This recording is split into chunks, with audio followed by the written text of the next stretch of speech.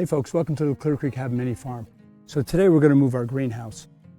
We've had the greenhouse for about 4 or 5 years, and it's been in this place right next to the barn, and it's done great for us in the winter. We overwinter several of Patty's favorite plants. She's got a rabbit's fern that came from Florida that it's done great every year overwintering.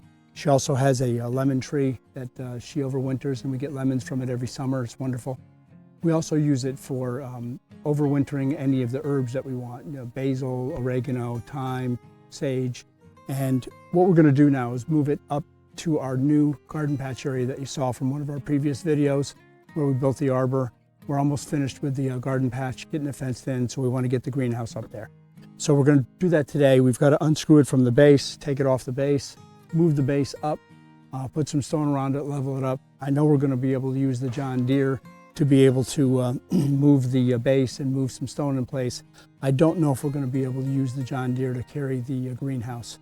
We may have to carry it by hand. I don't know how heavy it is, but we're going to give it a try. It'll be interesting to see what we do. So come on along.